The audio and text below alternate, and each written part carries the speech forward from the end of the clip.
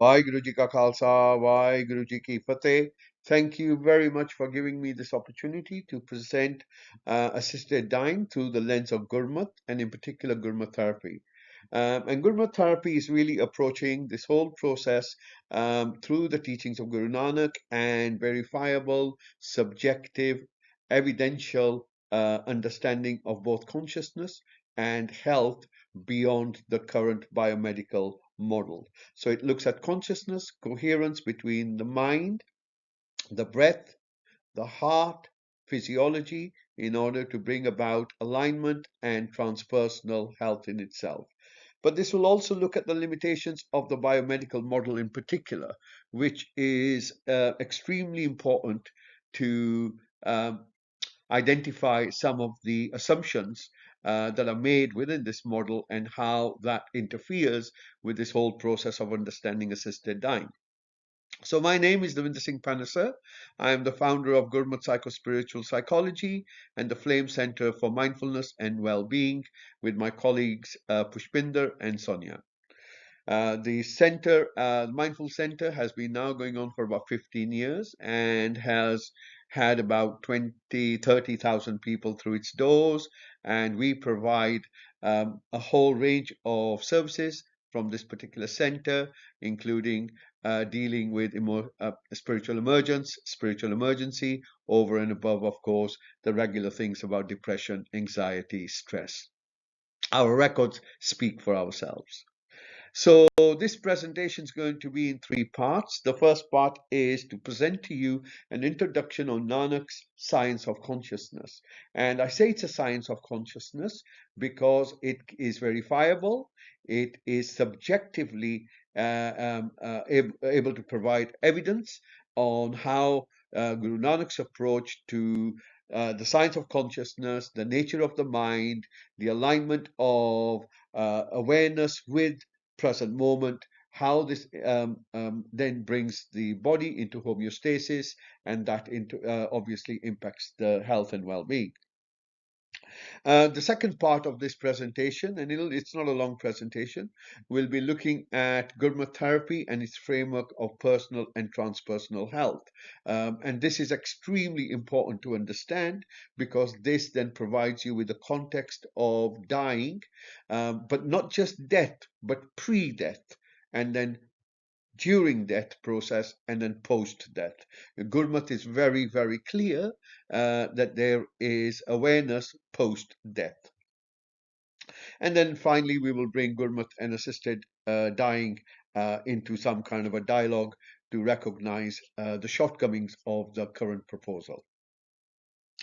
So Guru Nanak's science of consciousness begins with Ik Oankar, and Ik Oankar is effectively, Ik is this one singular principle, which is consciousness, which is sacred, which is infinite, which is intelligent, and which is beyond limit, but it is consciousness. And this consciousness is effectively in motion, and that motion is an intelligent order which is known as hukam. So Guru Nanak presents us with an infinite, intelligent, vibrational field which expresses itself through this cyclic process of start, middle, end, start, middle, end. And we, you and I, are no exception to that. Spring comes every year, the same is with us. You know, life is starts, there is a midpoint, and then there is a decline, and then a restart. So this is not a theology, it is not a religion, it is not scripture. This is evidence-based understanding on what it means to be human, defining health in a multidimensional way, and ensuring that individuals recognize that they are in fact this expression of consciousness and not these separated, feeble, egoic spaces that are conditioned within us. It's an ontological approach to life, meaning that there is consciousness, there is expression and being that consciousness as an experience. You know that you are, and that interaction of ourselves with existence itself is the third element. So consciousness, being, knowing, and its relationship with existence itself. Existence in its essence is primarily still and silent, void, sun, samad. And out of this nirankar, nirgun, emerges sargun. So Guru Nanak speaks about this formlessness, which quantum physics also now begins to recognize, and through which there is this process of manifestation, let's call it that, manifestation of material. But all of that is effectively from the ocean of consciousness. So, an analogy or a metaphor that may help understanding this is something like this. Imagine existence, the whole of existence being an ocean. And you and I and everything else, including the clouds and the earthworms and the apples and everything else, are simply ripples on this ocean of consciousness. So we begin within the ocean. We live and express ourselves as a wave, being part of the ocean, and then we merge back into the ocean. So in other words, this isn't a separate space where we have been excluded from the creator, source, or whatever you want to call it, and here we are trying to find our way to heaven. No, it does not work like that. Guru Nanak's understanding is definitely not that. So consciousness is the ocean, ripples and waves are the countless infinite existence form that we see around ourselves. Nothing exists outside this ocean. Everything is contained within this ocean. Hukme andar sabko bar hukam na koi. In this hukam unfolding moment of now, which is hukam, which is intelligent unfolding moment of now, all is contained within that.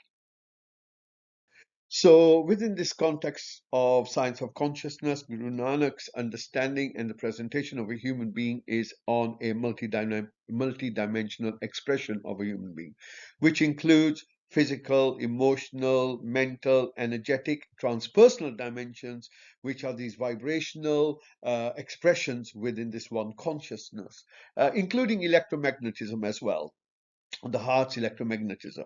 Within Gurmat, mind and body are definitely not separate, unlike the biomedical model, which has a psychology on this side and physiology on this side, and operates on the Cartesian worldview that the mind and body are separate. Gurmat does not see that at all. And in fact, you and I all know that we can imagine something and our whole body begins to change, whether that is to do with anger, whether it's to do with lust, whether it's to do with cravings, whatever it is, the mind and the body are connected like two sides of the same coin, which obviously the biomedical model is only starting to wake up to now. As a result, it recognizes what's known as psychoneuroimmunology, PNI, which is how the mind influences not just emotional space, but also physiological space and endocrine, nervous system, blood pressure, even the electrical charge within the entire body. Bioresonance changes simply as the mind it changes, whether it goes into a story or whether it is influenced through fear or a threat. Consciousness is primary, which is Chetana. It is primary. The brain operates as a sensory and interpretive mechanism within it. What does that mean? It means like consciousness is like the signal. Consciousness is like the signal, and the brain is effectively like a radio. Then the radio picks up the signal and modulates it through it. But in effect, if the radio wasn't there, the signal still exists. Human suffering arises through the egoic complex. So when you're born, you are educated into a name, you have a religion, you have a language, you have a culture, you can be a believer in science, a believer in this. All of that information collected together is effectively your egoic self. It's who you think you are. and unaware of the fact that you are in fact awareness itself. However, through dhyan, through meditation, through self-inquiry, kamai and khoj, one is able to wake up to this idea and understand experientially that you have a mind, but you are not your mind. So this complex is known as home, me and self-referencing myself over and over again, and this is effectively our illusion of separateness. Health begins with the mind. Um, those who are ignorant about the mind are ignorant about health. No two ways about it. Again, if you look at the teachings of Guru Nanak in the Sri Guru Granth Sahib Ji, the primary authority, you will understand. You will see that the mind is referenced over 5,000 times. It provides us with a clear understanding of the nature of the mind, the qualities of the mind, the way the mind operates, the dynamics of the mind, and how it manifests itself. While it may provide you with a theoretical knowledge, the most important is how do we make that experiential? And this is where Gurmat Therapy has been leading this particular area of science through its master's program.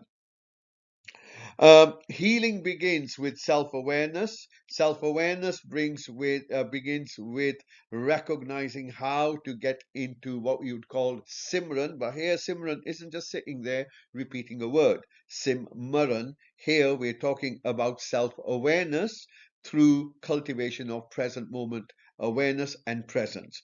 This takes time and effort to learn, and without the effort and the time, doing 5 minutes of meditation ain't going to do the job. And here, Naam, I would like to present to you not as a label which has been sort of Christianized. So, if you look at the current expressions within the Sikhism, you will find that it's effectively presented as a religion. Gurmat has never been a religion, it never will be a religion. It's a way of being, it is cultivating states of consciousness. It's based on avastha, state of being. It's not based on your biometric indicators. And Nam here is presence. It is presence. And presence can only be cultivated by becoming present. So Akhan Oka Sacha now, right? So it is not a label. This whole labeling Nam as God's name, making the really this ontological science of consciousness into a primitive religion, Abrahamic kind of worldview, was because of the encounter between the colonizers, and the mystics of Punjab of the time. And because there was no understanding of consciousness, you just need to look at the culture in the Western countries. They have no Buddha, they have no Kabir, they have no Lao Tzu, they have none of this. What they do have is Aristotle, what they do have is Descartes, and these are about dualism. And therefore, no nature of the mind of consciousness is really known within this worldview, within the Western worldview, if I term it in those terms. So therefore, when the colonizers came in contact with the mystics were forced to represent their worldview in the language and terms that were understood within a Judo-Christian framework. So Ik Oankar became there is one God. In fact, if you were to look through the entire content of the Guru Granth Sahib Ji, you will find that there is no such word as God. There are expressions of the quality of this moment, which may be infinite, which may be compassionate, we may be this, that, and the other. However, giving this a identity as a separate identity, creating this dualism, it doesn't exist in Gurmat and is the remnants of the colonial space. Birth and death are two sides of duality, and experience and not life and death. Now, this is the other understanding that needs to be cleared. So, within the Judeo-Christian worldview, it's very clear. In fact, the entire science appears to be based on a Judeo-Christian worldview that when the body dies, everything dies, and therefore there is no continuation, and everything ceases. So this is very much the same direct Judeo-Christian kind of worldview, which is at death you either go to heaven or hell, or you go into this limbo or purgatory. But really, there is very little understanding that it's not life and death. So, in other words, when you die, it's not it isn't that the fact your life ceases. And if life is considered to be as awareness, in fact, awareness continues. Birth and death are the two sides of duality within Gurmat, not life and death. Gurmat then presents this very multidimensional understanding of health. So let me look at that.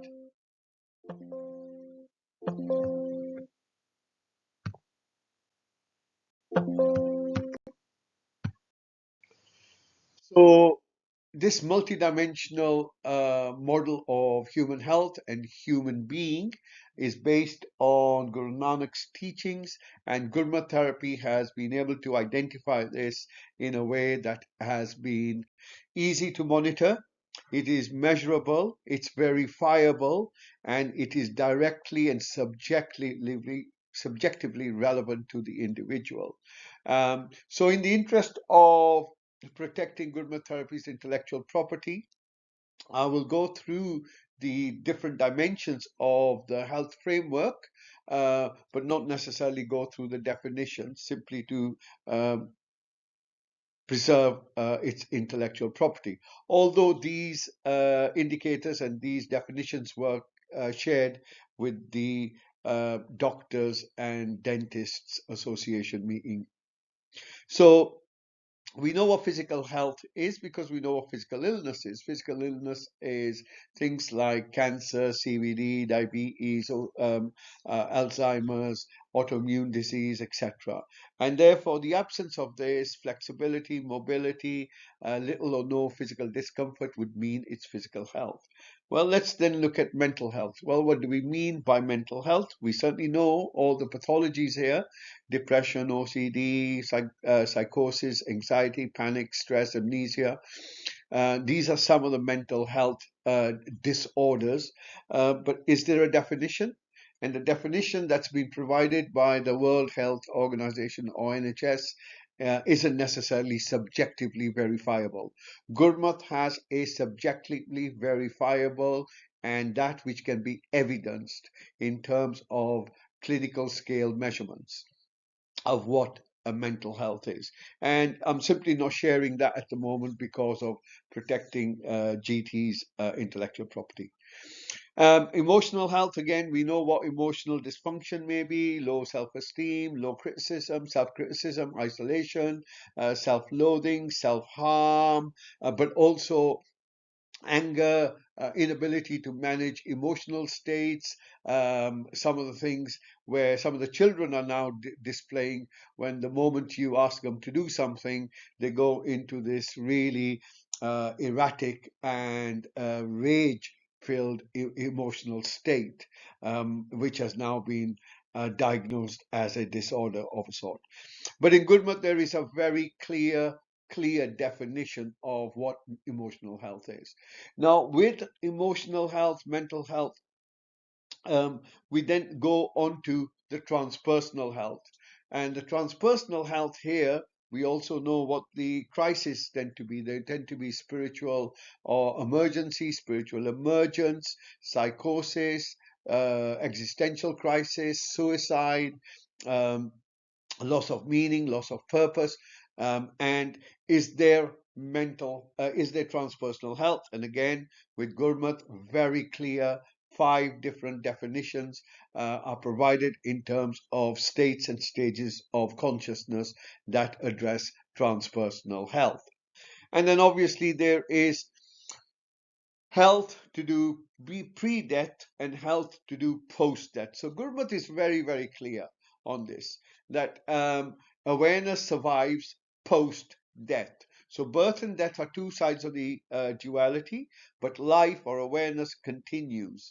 And therefore there is a process which begins way before the end, and way before death itself, um, which is pre-death health. And here it's very, very important to ensure that the individual has cultivated a space for themselves where they are not emotionally or mentally fragmented, they are coherent in themselves, and they are aligned with the present unfolding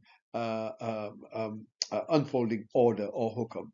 And post-death health, yeah, is clear. Gurmat is very, very clear both on Antakal, which is pre-death health, and post-death health.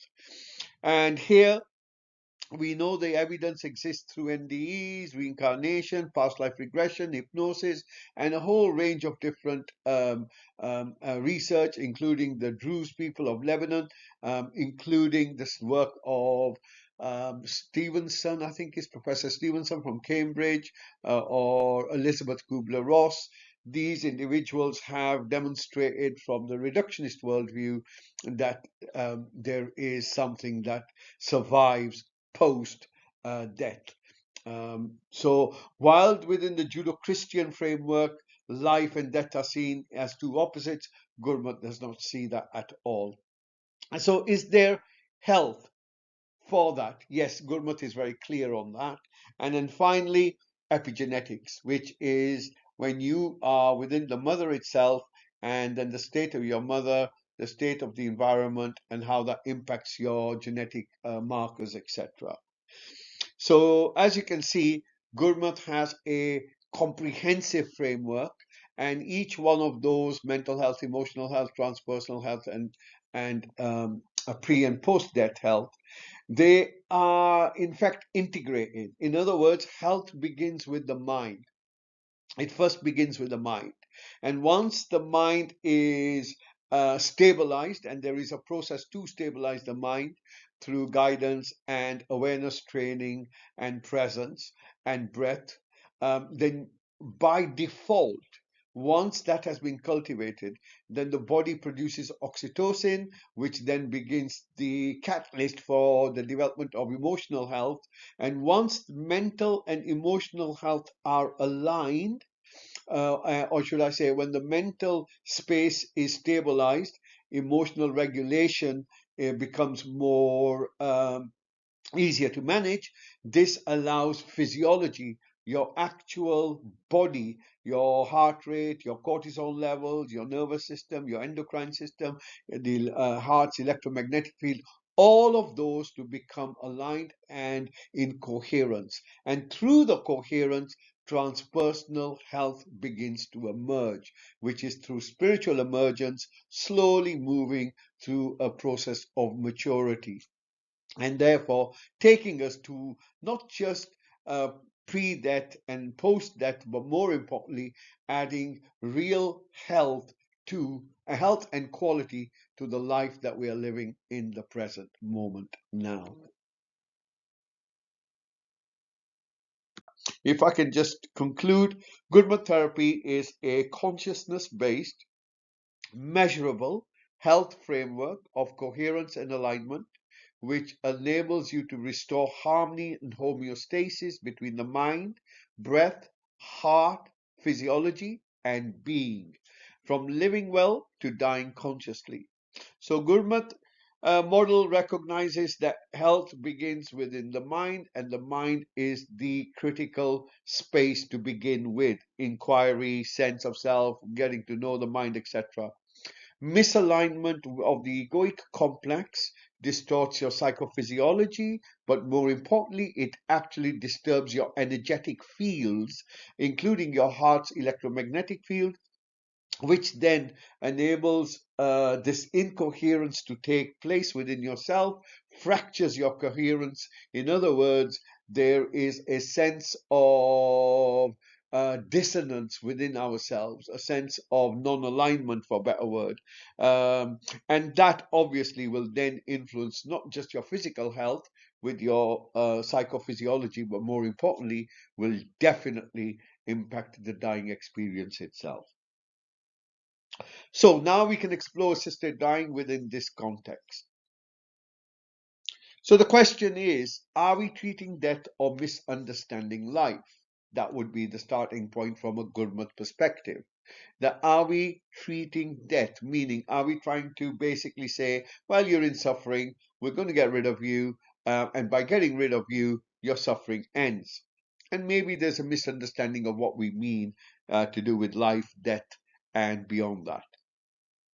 So the assisted dying debate basically stands on three pillars. So you have the biomedical pillar, which is to do with focus on pathology and prognosis. You have the legal, which is to do with autonomy, consent, and rights. And the third one is ethical, to alleviate suffering. Now, while these all sound very, very relevant within this debate and the context, but the truth is they actually hide a lot of assumptions within them.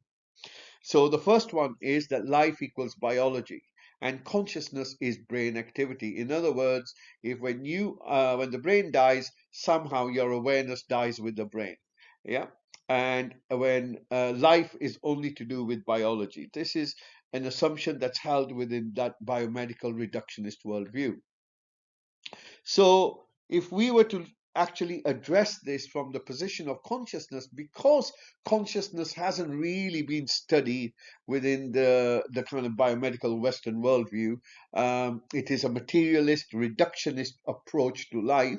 Therefore, it has no experience of consciousness, etc., apart from some of the work with Penrose and other such people, David Chambers, etc., which has opened this space up, but again, very early on can't be compared with the masters of consciousness from the East, whether we look at the Upanishads, whether we look at Buddha's 2,500 years of evidence provided through lineage, or the Guru Nanak, the mystics of Punjab, and their lived lineage, which has been preserved through the Sant tradition and not through the Singh Sabha Gurdwara, because the Singh Sabha movement is effectively was and still is primarily religious focused and even a very colonial approach to Gurmat, which is a mystical tradition. It's not religious, it's not spiritual, it's not secular. It is mysticism 100%. So, moving forward, if we were to if we were to look at the three pillars, you will find that the whole thing falls apart. Where the biomedical reductionist worldview is that biology equals life, consciousness is an epiphenomena of your brain. In other words, if you didn't have a brain, you would be conscious. Health is the absence of disease, and as soon as you die, it's a cessation of all functionality. Suffering is meaningless, to be removed, and not understood. Gurmat completely rejects this. Consciousness, Chetana, is primary reality. The body, the mind, the heart, everything arises from it, like the ripples on an ocean. Health is coherence between the mind, the breath, the heart, and physiology. In this alignment with the present moment unfolding, hukam allows us to cultivate transpersonal health, which is in alignment with the uh, intelligent unfolding process called hukam. Death is the transition of awareness, it's not the end, and suffering is an intelligent feedback guiding awareness or you back to realignment. So, as opposed to suffering being mindless and meaningless and of no importance and must be reduced, Gurmat does not see that. Gurmat says, Dukh daru sukh rog pyar. In other words, your suffering is your feedback mechanism when the way you live your life becomes an illness. Legal. Now, from the legal space, again, this is from the reductionist egoic space that the ego has, because it's isolated, it has the freedom to control and choose, even when the freedom arises from fear and or fragmentation. And choosing assisted dying is fear and fragmented states of being, and within these states of being, it is obvious that the individual chooses to end suffering. Gurmat is clear on this. Suffering does not end. Suffering has to be transcended. It cannot be avoided and it cannot be escaped.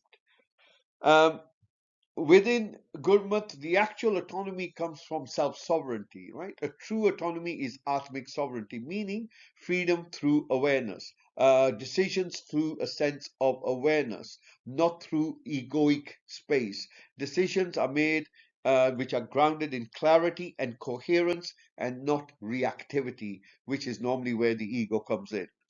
So it's responsibility, response with ability. Yeah.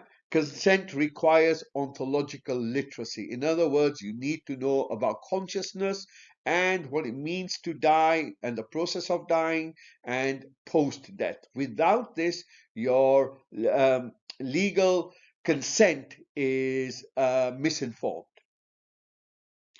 And if we were to look at the ethical state, well, from a reductionist space, ethics have to be learned. Society has to teach you ethics. Morality is external. It's always imposed on you, dictated by law, culture, religion, etc.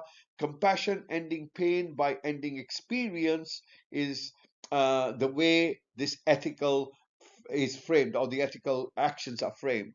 Again, Gurmat does not accept this. Ethics are innate, arising naturally from an awakened consciousness, right? Just look at the history of the Sikhs, and you will find these decisions were made with the mystics of old and today's were never egocentric. They always came from this consciousness space. True morality flows from alignment with the present moment. Being itself is ethical. Presence within suffering is real compassion. Being able to look at yourself and experiencing as a human being that which is experienced as suffering. Um, to go through this, to transcend this, is real compassion, because this way you ensure that you transcend it, and it's not something that is cyclic and repeated. And in other words, you see suffering as an ontological purpose. Suffering has a purpose. It awakens consciousness to its unity with all existence itself.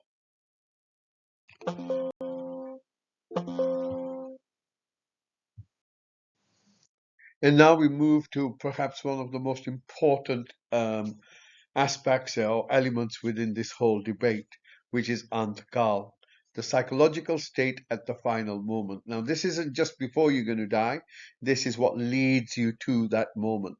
And so it could be a year, 2 years, where this self reflection is going on in order to take you down that particular path. However, if we look at the actual motivation behind that, it is always to do with avoidance of suffering, avoidance of pain, and to end the discomfort within the life experience that individual is having.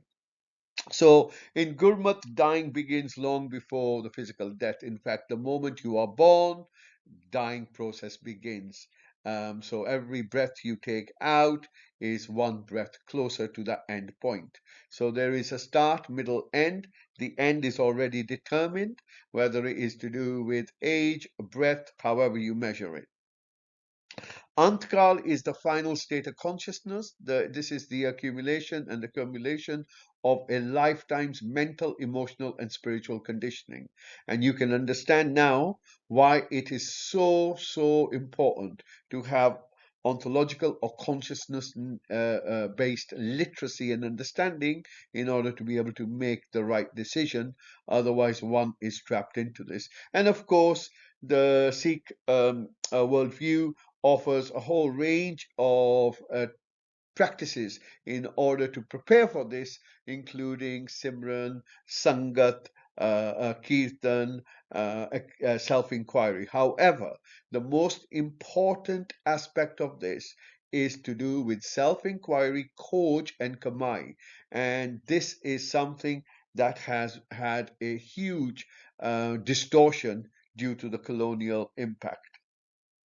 So it's not a moment, but the final vibration of awareness that determines the quality of your transition and post-death experience. Antkal acts as a mirror of one's lived experience or one's lived consciousness, the accumulated album of that life that will come out as the deciding factor in both the transition and post-death awareness. Whatever dominates awareness in life will become the resonance at death. Unresolved emotions, attachments, identifications will shape post-death awareness, will shape the post-death transition and journey. And I'm not even going to go down that route because that in itself is a whole lecture, to say the least. The choice of assisted dying often arises from distressed, fragmented states of mind, which is to avoid suffering and to end the discomfort. This consciousness that's identified with its suffering and unable to perceive itself beyond pain and impairments is already in a state which is incoherent and will distort the whole dying process and post-death. From a Gurmat point of view, this is an extremely unhealthy death, in one which the awareness remains incoherent, fearful, and bound with the egoic space. Now, this is where suffering can't be avoided. Because the process has been catalyzed and is fused with the egoic reactivity, it simply means you're going to come back, the same process comes back, the same individual or the same awareness, embodied awareness comes back and will have to experience not just the pain that it was trying to avoid, but now having created a lot more karmic imprints with all those who were left with hurt as a result of this particular process, or all those who actually encouraged it will then also be accountable for their influence in this unhealthy decision. While a healthy death can be considered to be coherent, conscious transition aligned with Hukam, and you will find many of the mystics are not just aware of the impending transition, but will actually prepare themselves for that. Yep. So life becomes a preparation for the final moment. This is what I mean by consciousness literacy. It's not about becoming religious. It's not about becoming spiritual. It is simply recognizing how to have a good death. But to do that, you need to first understand about what is death, and the fact that death and birth are two parts of the same duality while life and awareness continues. Vaheguru Ji Ka Khalsa, Vaheguru Ji Ki Fateh.